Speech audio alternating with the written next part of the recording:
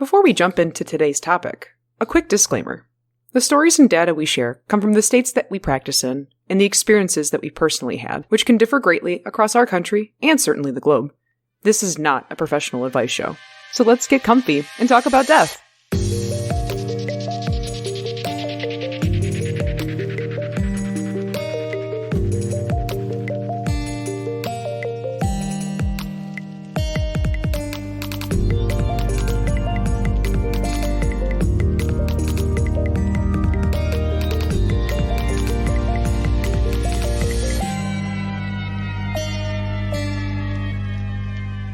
Hello and welcome to Mort Mike, a down-to-earth discussion on death and dying. I'm Brandy. I'm Sierra. And I'm Red, and we're your globally gallivanting demise guides on today's episode. Ladies, happy 50th episode to my morbid matrons! I cannot wait to find skeleton noises to put in here. I was trying to make them for you. I was like, do. I am the most pumped to be celebrating this milestone with you guys by kicking off a new segment, which is going to be known as our Death Culture Discourse. And what does that mean? During these episodes, we are going to hop on some imaginary long-distance transportation and visit some places around the world to explore how other people get down with death.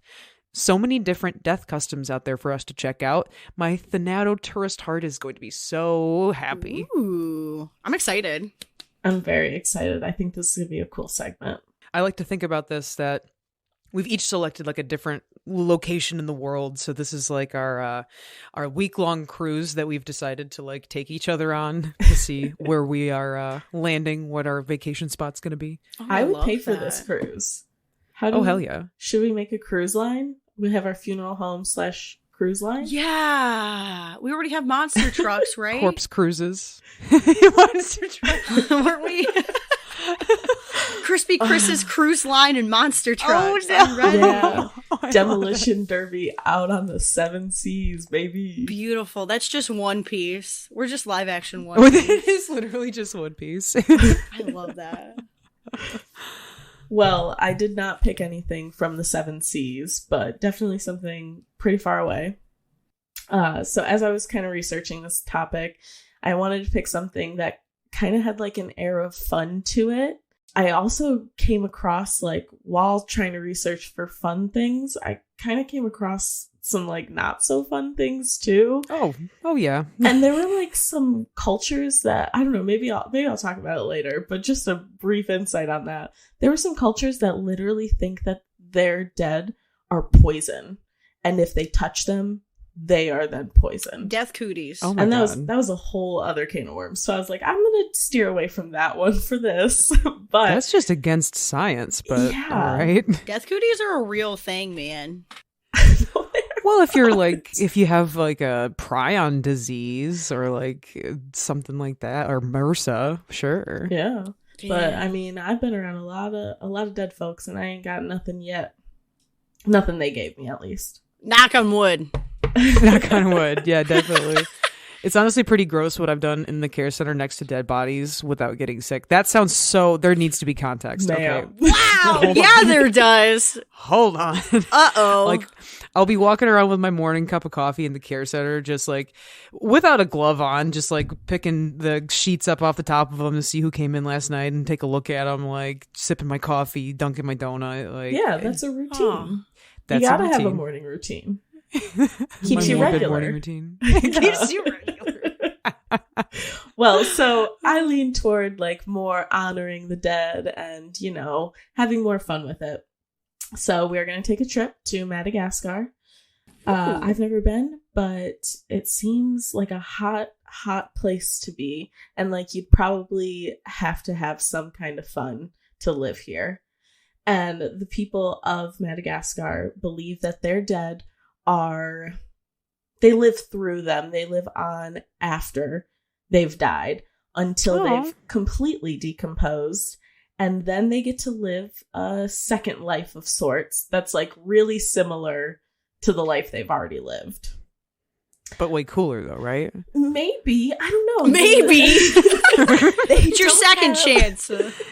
Yeah, it's kind of just maybe like a reincarnation kind of thing, but on a different plane. They don't really believe in afterlife in the sense of like a paradise or a hell. They more so think of this like second life that you get. So it's really important to them that they're able to celebrate their dead at least once a year. And this tradition that they have is called Fama Dihana, or the turning of the bones. Oh, that's metal. That's hype. I know. I was like, that's a good band name. Yeah. So to the Malagasy people, they are using that time to honor their dead, their most important dead, who are kept in these tombs that are kind of like half underground crypts.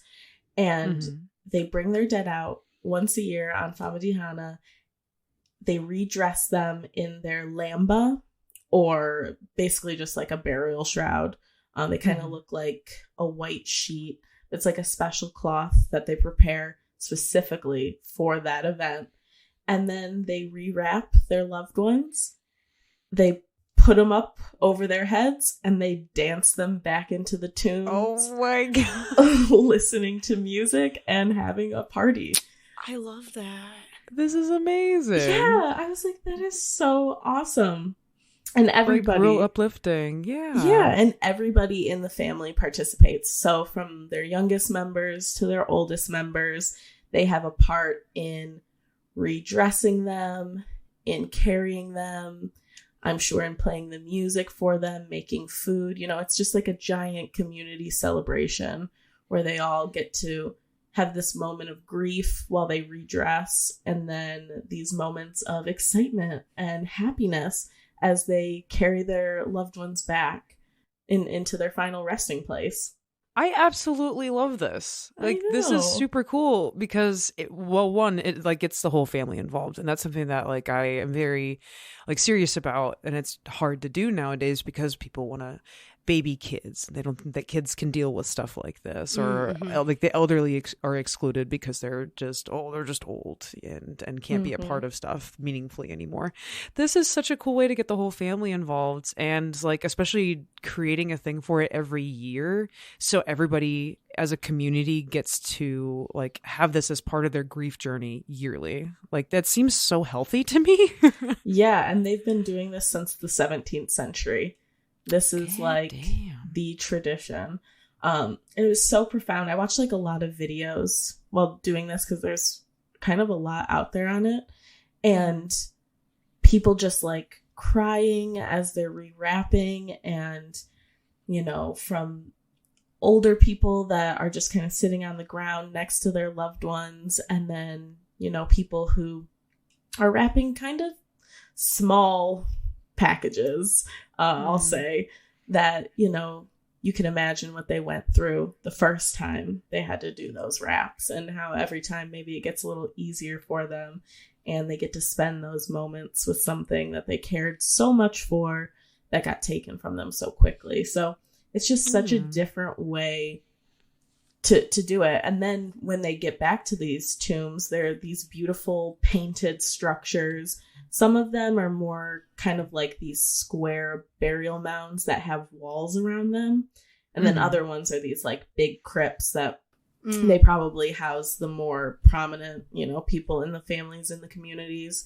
And they're all painted with different depictions of deer or men who are like soldiers or women. And they all have these different representations, like having a man painted on the outside of your tomb means strength, or having like a deer means abundance or something like that.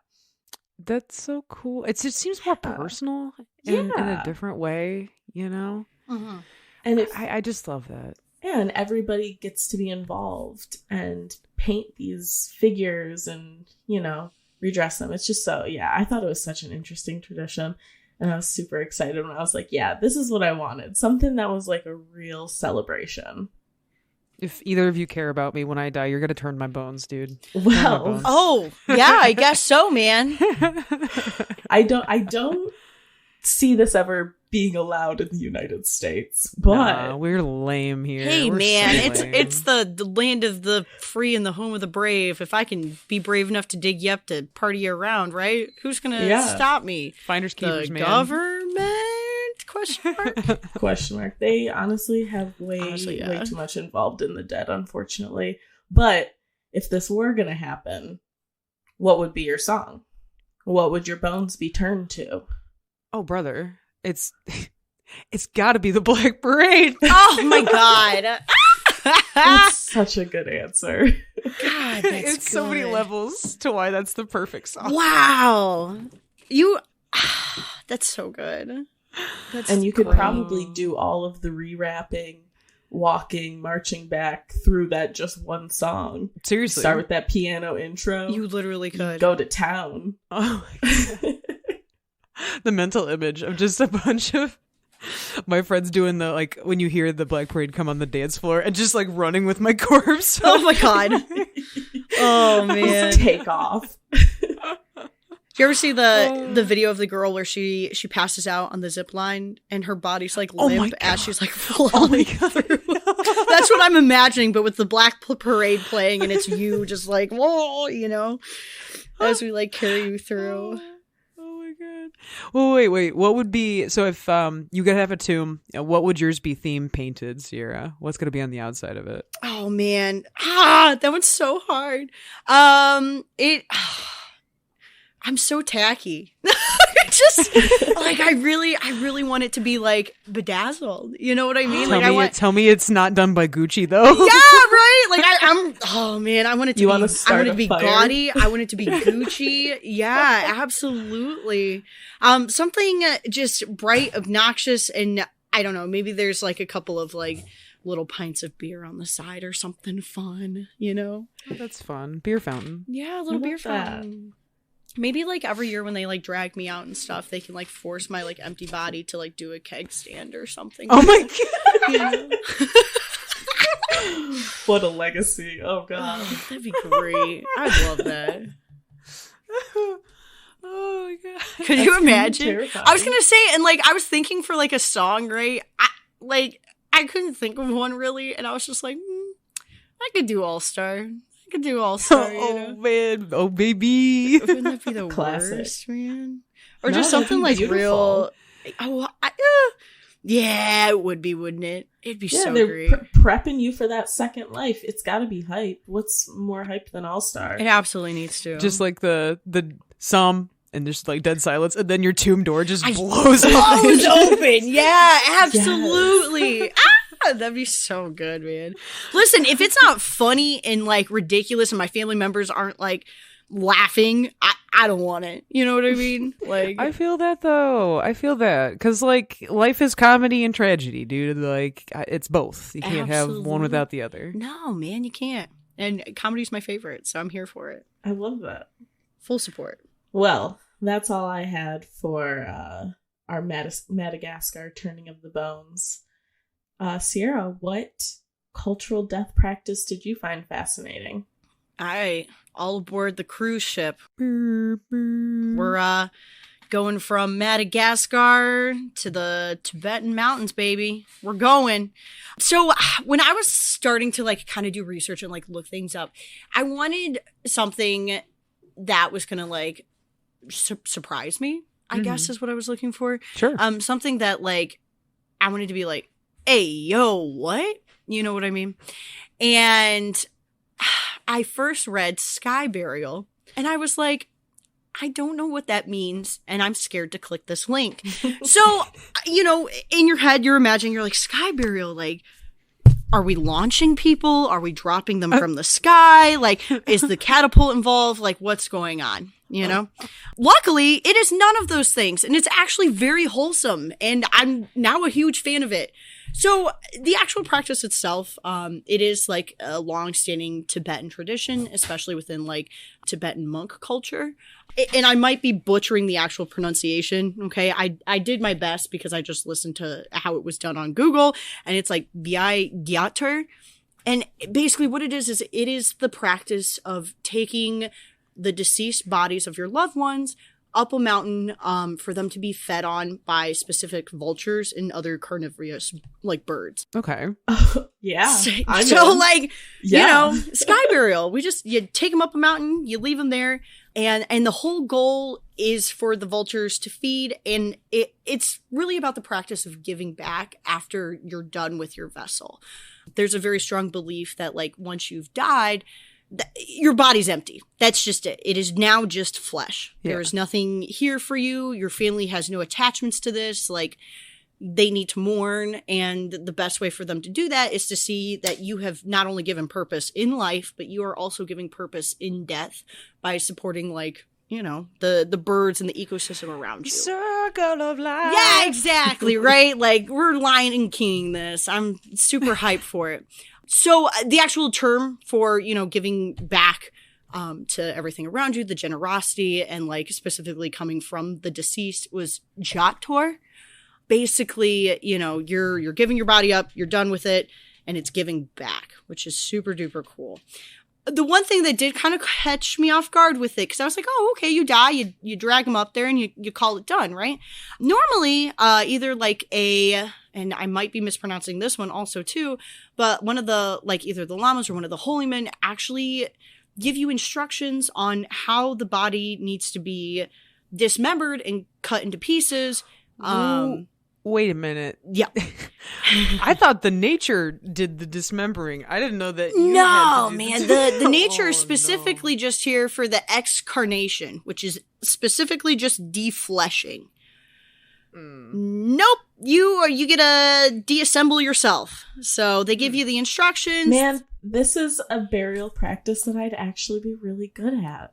Oh. Yeah, that's true. There it is. Yeah. So there is something else. Hey, there we go. If you can't knock it in the U.S., you can always go to Tibet. I can always go do this. This sounds way more fun. I love vultures too. This sounds great for me. I'm really into the this, vultures Sarah. it's super cool. It's to the point where like the Chinese government actually has like protections on these specific vultures that live on these specific mountains. What? And yeah, they put them down as like rare and threatened as like a species because like one of their one of their main sources of like food and everything was like the deceased, you know? Dude. So they're literally on the national list for protected wild animals now. The other thing too is that they're very specific with like who can be sky buried and who cannot. If you died and you know you had some weird disease and it was a little shady, you don't get to because they don't want the vultures dying. You know what I mean? Sure. But if you're just like, oh man, I'm super old and now I'm super dead, they're like, cool, vulture food. And they'll wait. So they dismember you. They take you up a mountain. The act of like actually taking you up there, they're supposed to actually hire like a yak.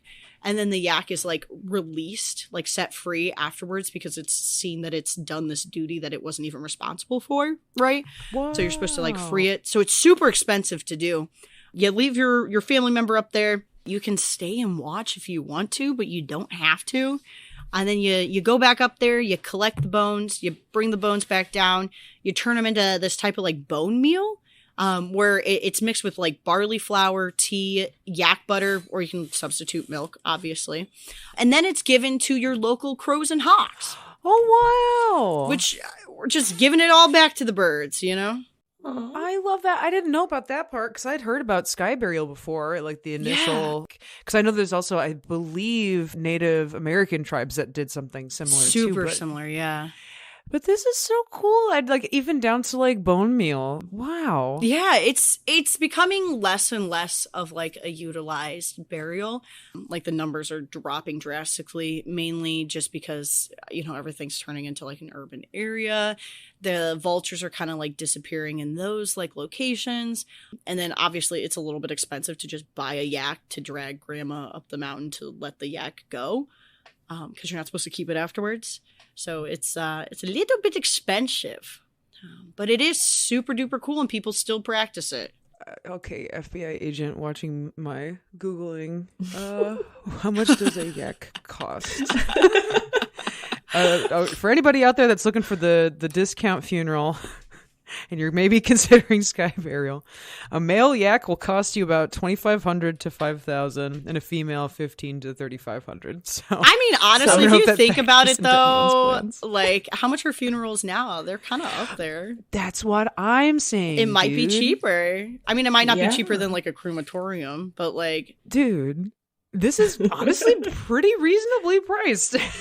but yeah, I thought it was just super duper cool because it, you know, I don't really have a lot in the death industry, right?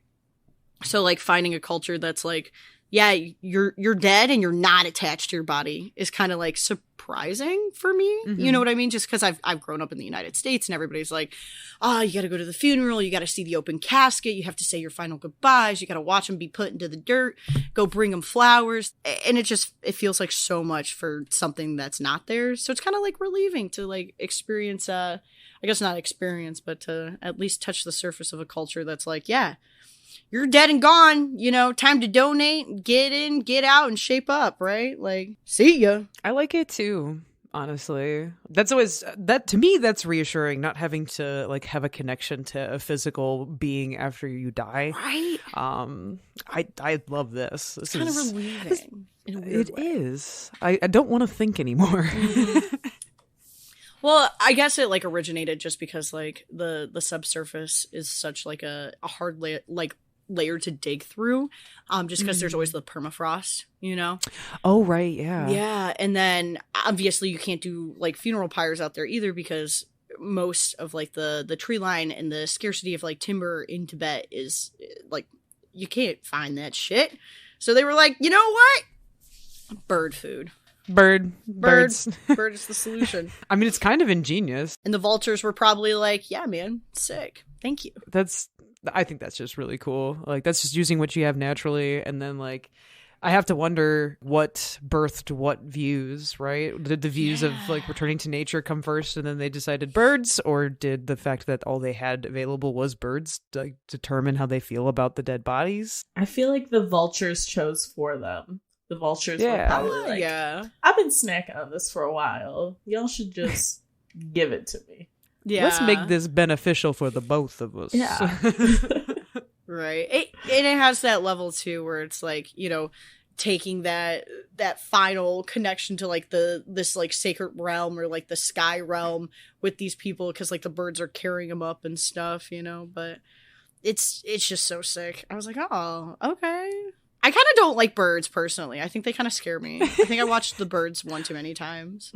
So I'd be okay if like my only interaction with vultures is after I'm dead, you know? Sierra literally looking at a picture of a bird. I don't like that. I don't like that. I don't trust that.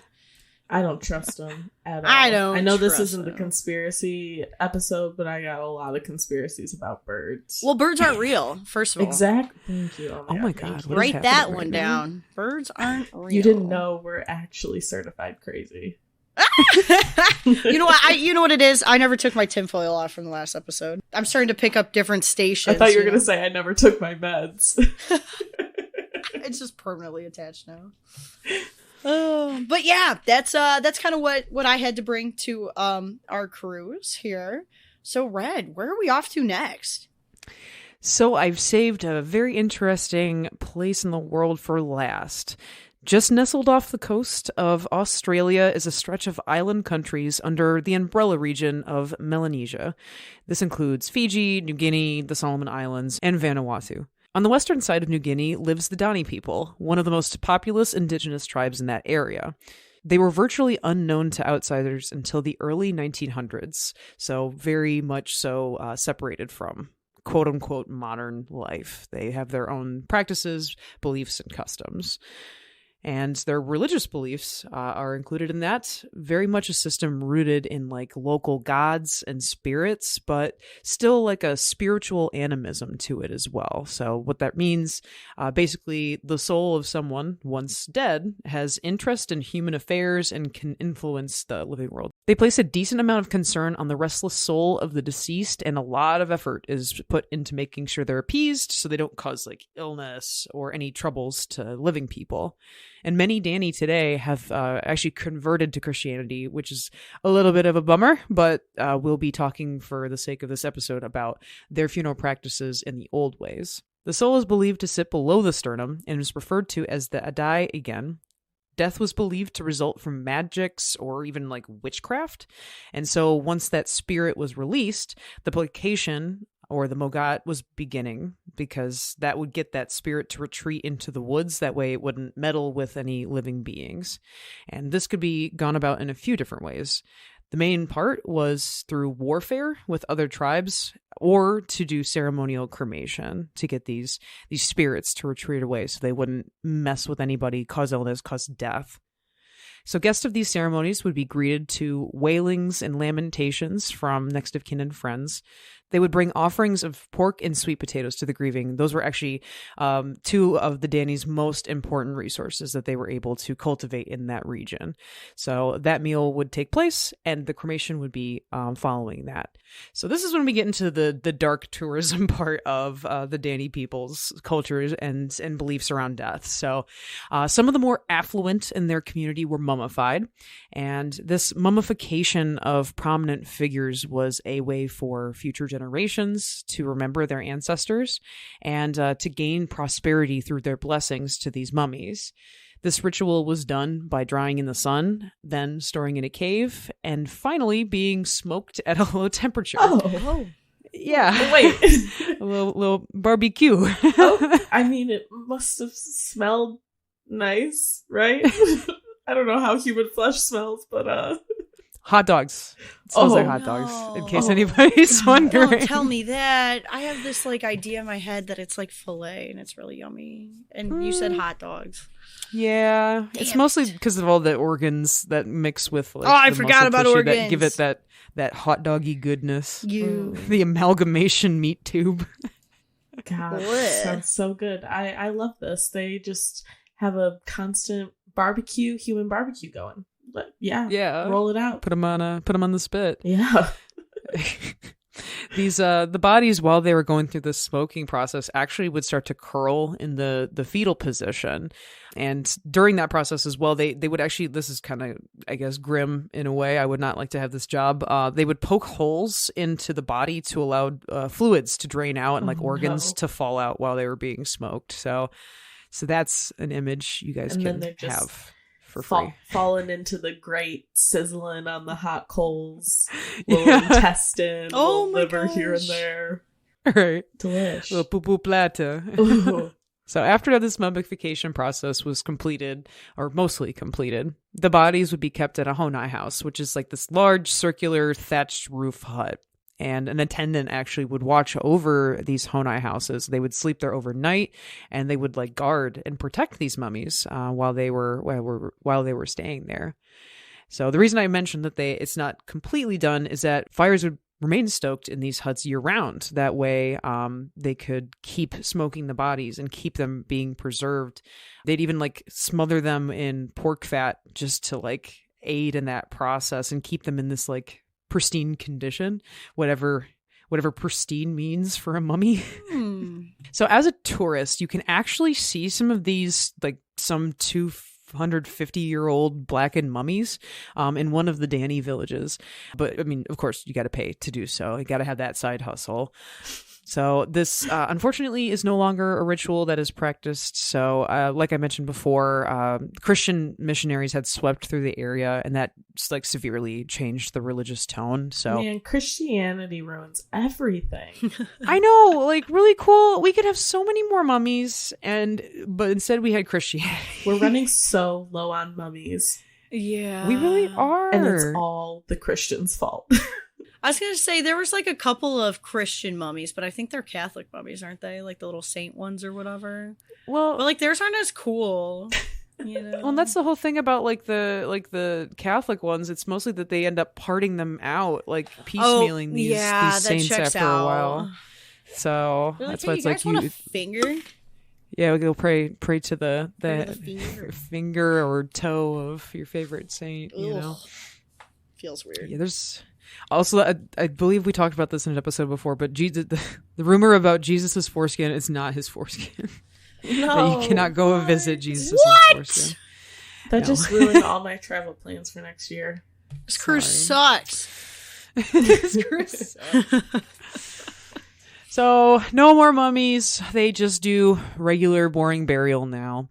But it is definitely a destination for Thanato tourists because there's only about like 6 or 7 of these mummies left, and they'll only actually let you like pay to see 2 of them. Like the rest are just too sacred or too fragile, and they just keep those like in their own like secret place there. I included some photos for you guys so you could see the cool mummies. Oh, thank you. Oh, They're very crusty looking. Very crusty. Yeah, I like that. That's some crunchy, gristly looking fellas. I mean, they were smoked for however long. They gotta be nice and crisp. Listen, I've seen people at the tanning salon with worse bake. I promise. I mean, honestly, like parts of it like are preserved pretty well. Yeah, Like, look at you that can see certain hand, bits of- man. right? You can see the skin and stuff still on them. Like that's crazy. Kind of It's super crazy. I don't like that one looks like he's screaming. He do be doing a big scream. What is he yelling about? I thought he was dead before they put him in there. Yeah, he's probably just singing Black Parade, man. He's getting ready. Yeah, there you go. Yeah. He's ready for his redressing and his dance back to his tomb. Exactly. Or he's looking up and he sees the vultures coming down, and he's like, "Ah!" Just kidding. So that's what they would do with some of the deceased, but there are actually some interesting aspects of like grief culture within Dani traditions. So there's actually a lot of ways to express grief for them. Mud and clay and ash could be smeared over the body of somebody who is mourning. This is mirroring the thought that all living things return back to the earth. And some people actually would like not bathe for weeks. But the most brutal of these grief expressions is going to be the amputation rituals. Whose amputation? Yeah. So if you were to think like, okay, so fingers, they harmonize together, right? You use them all together. Like they're almost like a family. They work together. They perform tasks together. So when a member of the family dies, symbolically, multiple fingers, were cut off with a stone axe from the immediate next of kin to show the pain of loss in a physical analogy to that. So, all right, that would do it. Very unfortunate. That certainly would. Well, I'm grieving. I'm hurting. I am hurting right now. Wow. Yeah, the bad part about it is that this mainly happened to a lot of the female Dani. So there's actually like some really crazy pictures that you can look up of some of like the elders in the tribe that can still be found today with like missing digits. Oh, and like it's not just like one. Like they'll take like all the fingers off a hand when enough family members die. There were other friends and family that may join in and do the same, or even like cut off parts of their ear to show like a unity in their grieving with immediate family members, but it really was reserved for like immediate female members of the family. It was thought that this was supposed to appease ghosts and like help banish them to the forest, but fortunately has been banned by today. So no more finger cutting, no more digit cutting. probably a good thing. Yeah. Definitely a good thing. Right. Well, I don't know, man. What if you were born with extra digits and you're just like, now I can't cut my digits off? In all fairness, this was kind of a thing that was imparted upon people. Oh, okay. Yeah, I guess I So- wouldn't want other people cutting off my fingers. If I'm going to cut off fingers, I'd like to cut off my own, you know? There we go. Yeah. Yeah, there's the it was usually distinction. done to other people. So Yeah, it's okay, kind of like okay. like circumcision is nowadays. Like you don't really get to make that decision for yourself. It's just part of the societal norm, and yeah, so Yikers. it's for the best that it was bit. Just all forms of body mutilation, maybe like in dismemberment. It seems like they had a lot of fear of anything causing a problem in their village. Like the dead were causing a lot of problems for them, and they had to find ways to appease them. And if lopping off a finger is what's going to do it, I guess. Yeah. Yeah. I feel like it has to be, it's because Don't it's do Australia, that. right? Because in Australia, everything's out to kill you. Right? Yeah. Oh, You even your know? own people. Even your own Damn. people, man. Man. Just adds to the layers of complication to living in a prison colony. Yeah.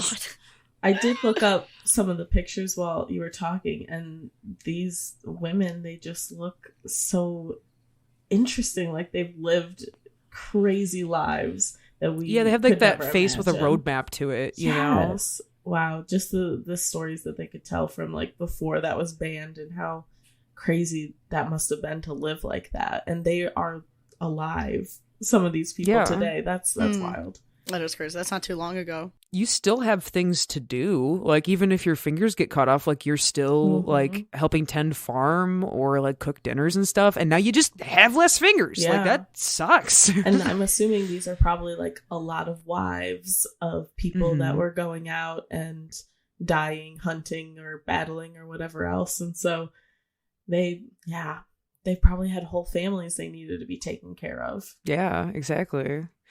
Absolutely crazy stuff, man. No, that's 3 vastly different takes on it, and I think they're each kind of interesting in their own way. Yeah, I like that we all went in different directions. That was really cool. I was so hoping that it was going to be like a catapulting kind of thing, but it really wasn't. We'll have a trebuchet episode. We'll find a culture that trebuchets their deceased. Well, if we can't find one, we're about to start one. So, all right, baby, be the change you want to see in the world. Be the change you want to see in the world. I'm ready. Oh, amazing. Well, it's important to remember that even though some of these cultures' traditions may seem odd or barbaric, that we should show some reverence for rituals that are not our own. We've covered such a small portion of the world map on this, our first exploration expedition. You can bet we'll hit the road again for more death destinations. If you have any cultures, countries, and peoples you'd like to see studied, drop us a line at mortmikepodcast@gmail.com, or even message us on our socials at Facebook and YouTube. Let us know what you think, and maybe we can feature it on another episode in the future. A huge thanks to Joey, our dedicated studio gopher, Marsa Music for our theme Deputies of Death, and Macklin Legan for our custom icons and banners. Be sure to tune in first Thursday of every month for more casual discussions on death. Thank you so much for listening. This has been Mort Mike. Bye. Bye. Ba-doom, ba-doom, ba-doom, ba-doom, ba-doom, ba-doom.